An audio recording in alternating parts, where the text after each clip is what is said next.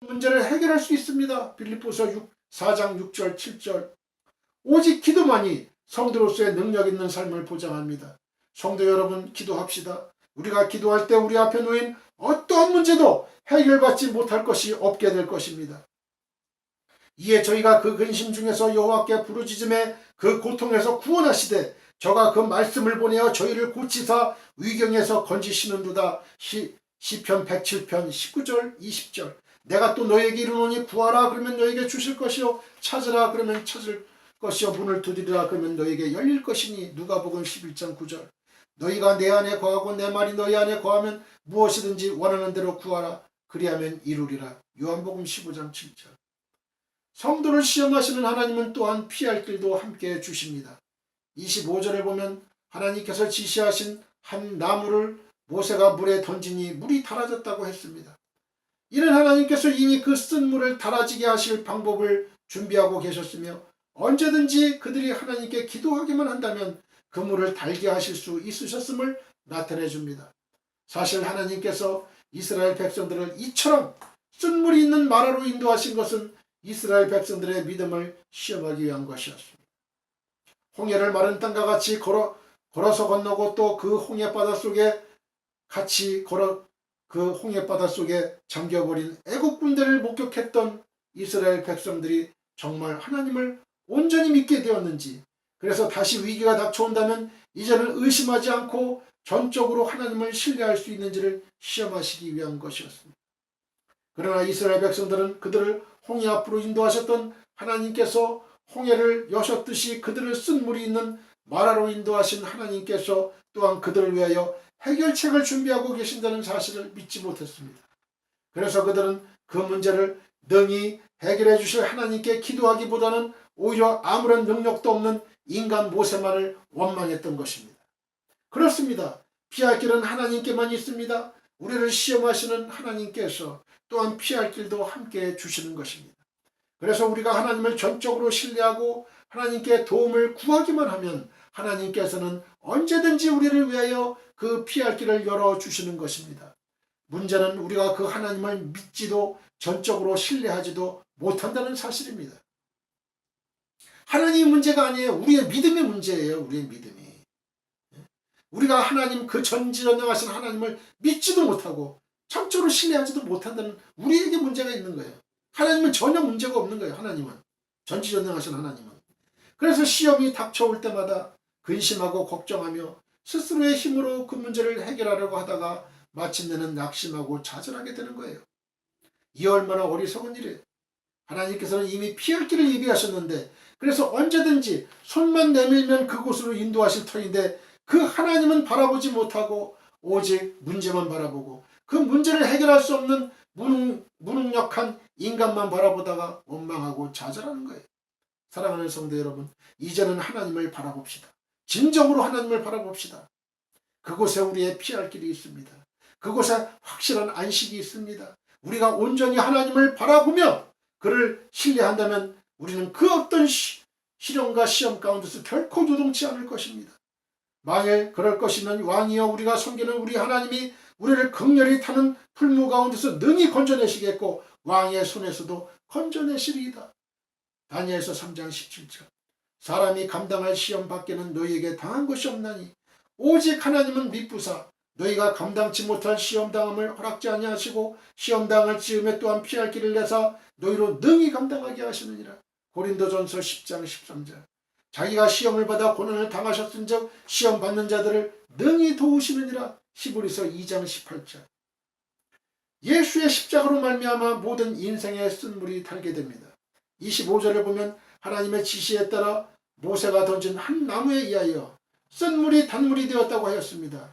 이와 마찬가지로 우리에게는 인생의 쓴물을 단물로 변화시켜줄 한 나무가 있습니다. 그것이 무엇일까요? 바로 예수 그리스도의 십자가입니다. 우리의 인생에는 수많은 쓴물이 있습니다. 인생에 찾아오는 온갖 슬픔과 근심과 고통과 죽음 등은 모두 우리 인생을 괴롭게 하는 쓴물들입니다. 불가에서는 이것을 108번뇌라고 합니다. 그리고 인생은 결코 이 번뇌에서 벗어날 수가 없다고 말합니다. 그렇습니다. 하나님이 없는 인생에게 이것은 맞는 일입니다. 인생이 하나님 없이 살아가야 한다면 번뇌와 고난의 연속일 수밖에 없는 것입니다. 죄로 오염되어 도저히 선한 것이라고는 찾아볼 수 없는 인생이 과연 어디에서 안식을 누릴 수가 있겠습니까? 그러나 하나님 안에 있는 우리의 인생은 다릅니다. 왜냐하면 하나님께서는 이미 예수 그리스도의 십자가로 우리 인생의 쓴물을 단물이 되게 하셨기 때문입니다. 하나님께서는 죄와 허물로 인하여 영원히 고통당하며 살다가 죽을 수밖에 없었던 우리를 위하여 당신의 독생자 예수 그리스도를 보내주시고 그를 십자가에 못 박혀 죽게 하심으로써 우리의 모든 죄의 문제를 해결해 주셨습니다. 바로 이 죄의 문제가 해결됨으로 말미암아 우리는 하나님과의 관계가 회복되었고 하나님의 관계가 회복됨으로 말미암아 우리 인생의 쓴물은 변하여 단물이 된 것입니다. 그렇습니다. 예수 그리스도의 십자가는 인생의 쓴물을 단물로 바꾸어 줍니다. 슬픔이 변하여 기쁨이, 근심이 변하여 찬송이, 고통이 변하여 희락이 되게 하는 것입니다. 그러므로 인생의 쓴물로 인해 고통 중에 있는 사람이 있습니까? 그리스도의 십자가를 받으십시오. 인생의 쓴물을 단물로 변화시킬 놀라운 처방이 있는데도 쓴물로 고통당하여 마침내 멸망했어야 되겠습니까? 여러분이 그리스도의 십자가를 마음에 받아들이는 순간 여러분은 달고도 시원한 구원의 생수를 마시게 될 것입니다. 무릇 시온에서 슬퍼하는 자에게 화관을 주어 그 죄를 대신하며 희락의 기름으로 그 슬픔을 대신하며 찬송의 옷으로 그 근심을 대신하시고 그들로 의의 나무 곧 여호와의 심으신 바 그 영광을 나타낼 자라 일컬음을 얻게 하려 하심이니라. 이사야 61장 3절. 이는 보좌 가운데 계신 어린 양이 저희의 목자가 되사 생명수 샘으로 인도하시고 하나님께서 저희 눈에서 모든 눈물을 씻어주실 것임이라. 계시록 7장 17절. 하나님께서는 인생의 모든 문제를 해결해 주시는 진정한 치료자이십니다. 26절을 보면 하나님께서는 자신을 가리켜 치료하는 여호와라고 말씀하셨습니다. 이는 하나님께서 인생의 모든 문제를 해결해 주시는 분이심을 나타냅니다. 우리는 본문이 하나님께서 이스라엘에게 법도와 율례를 주시며 하신 말씀임에 주의를 기울일 필요가 있습니다. 즉 하나님께서 이스라엘을 위하여 이 율례와 법도를 정하신 것은 하나님께서 치료하시는 여호와이시기 때문이었던 것입니다. 그렇습니다. 하나님께서는 이스라엘의 패역하고 완악한 성품을 치료하셔서 그들로 하여금 하나님의 징계를 면하게 하시고 그로 말미암아 늘 하나님의 백성으로서의 특권을 누리게 하시기 위해서 이 법도와 율례를 정하신 것입니다. 뿐만 아니라 만약 이들이 범죄하여 징계를 받을지라도 다시 돌이켜 이 법도와 율례를 지킨다면 그들은 다시 하나님의 백성으로 회복될 수도 있었습니다. 이사야 선지자는 범죄한 이스라엘이 돌이켜 하나님의 법도와 율례를 지키지 아니하므로 치료함을 받지 못하는 것을 안타까워하시는 하나님의 심정을 기술하고 있습니다. 이사야 1장 5절로 6절. 또 에스겔서에는 어떠한 악인이라도 돌이켜 하나님의 율례를 지키고 법과 의를 행하면 그의 범죄를 하나도 기억하지 않으시고 그가 그의 행한 의로 인하여 그를 살게 하시겠다는 하나님의 약속이 기록되어 있습니다. 에스겔서 18장 21절 22절. 이처럼 하나님께서는 범죄한 이스라엘 백성들을 법도와 율례를 통하여 치료하셨습니다. 그러므로 이 법도와 율례는 구약시대의 모든 성도들에게 복음과도 같은 것이었습니다. 그러나 이것은 결코 완전한 치료의 방편이 될 수는 없었습니다. 왜냐하면 인간은 그 누구도 율법을 온전하게 지킬 수 있는 능력을 갖지 못했기 때문입니다. 그러므로 이 법도와 율례는 단지 구약의 성도들에게 자신들의 죄를 깨닫게 하고 또 오실 완전한 치료자이신 예수 그리스도를 바라보게 하는 역할밖에 할 수 없었습니다. 하나님의 진정한 치유는 오직 예수 그리스도를 통해서만 이루어질 수 있습니다. 예수 그리스도께서는 죄와 허물로 죽었던 우리를 치료하여 살리려고 이 땅에 오신 분입니다. 에베소 2장 1절. 예수께서도 자신을 병든 자를 치료하기 위해 이 땅에 온 의원이라고 소개하셨습니다. 마태복음 9장 12절, 마가복음 2장 17절. 물론 그의 치료는 완전합니다. 실로 그의 치료는 죄와 허물로 죽었던 자를 살리실 뿐만 아니라 타락하여 부패한 자로 하여금 영과 마음과 지식에까지 새롭게 하심을 받은 완전히 새로운 피조물로 거듭나게 해서 하나님의 자녀요 천국의 시민이 되게 하는 치료인 것입니다. 그러므로 누구든지 마음의 문을 열고 예수 그리스도의 치유를 받아들이기만 한다면 온전한 하나님의 자녀와 천국의 시민으로 거듭나게 됩니다. 모든 인생에게 있어서 가장 큰 문제는 죄의 문제입니다. 그것은 인생의 모든 문제가 바로 죄에서 비롯되기 때문입니다. 인생에게 있어서 죄의 문제가 해결되고 다시 하나님과의 관계가 회복되기만 한다면 인생의 모든 문제 또한 사라지게 되는 것입니다. 왜냐하면 하나님께서 다시 모든 인생의 보호자와 인도자가 되어주시기 때문입니다. 그러므로 모든 인생에게 있어서 무엇보다도 중요한 것은 예수 그리스도를 믿음으로 말미암아 죄로 죽어있고 또한 썩어가는 우리의 영혼을 치유받는 것입니다. 여호와께서 예루살렘을 세우시며 이스라엘의 흩어진 자를 모으시며 상심한 자를 고치시며 저희 상처를 싸매시는도다. 시편 147편 2절 3절. 그가 찔림은 우리의 허물을 인함이요 그가 상함은 우리의 죄악을 인함이라. 그가 징계를 받음으로 우리가 평안을 누리고 그가 채찍에 맞음으로 우리가 나음을 입었도다. 이사야 53장 5절. 하나님께서는 성도를 역경 가운데 버려두지 않으십니다. 27절에 보면 하나님께서는 이스라엘 자손들을 마라로부터 물이 풍부하고 안락한 쉼터가 있는 엘림으로 인도하셨습니다. 이스라엘 백성들은 출애굽한 이후 처음으로 그들의 모든 피로와 긴장을 풀고 평온한 휴식을 즐길 수 있었습니다. 그러나 그들에게 이곳은 임시적인 휴식처에 불과했습니다. 그들은 곧 짐을 싸고 다시 고난의 광야길을 가야만 했습니다. 왜냐하면 엘림은 그들의 최종 정착지가 아니었기 때문입니다. 엘림에서의 휴식은 단지 새로운 출발을 준비하기 위한 것이었습니다. 이처럼 가나안으로 향한 길은 고난으로만 점철된 길도 아니었으며 그렇다고 편안하고 안락하게만 하는 길도 아니었습니다. 그들은 고난과 역경이 너무나 고통스럽다고 느껴질 때쯤 되어 적당한 장소에서 휴식했고 또 휴식에 취해 안일에 빠지기 전에 가나안을 향한 고난의 길을 가야만 했습니다. 하나님께서는 결코 그의 백성들의 형편을 무시하고 무조건 몰아붙이시기만 하시는 폭군이 아닙니다. 그렇다고 그 백성이 원하는 대로 끌려다니기만 하는 우유부단한 분도 아닙니다. 하나님께서는 그의 백성의 필요를 정확히 아시고 그 모든 필요를 채워주시는 사랑과 인자가 많으신 분이시지만 또한 그의 백성들이 죄악과 안일에 빠져서 그들의 목표를 잃어버리지 않도록 때로는 고난의 길로도 인도하시는 어미하신 분이시기도 합니다.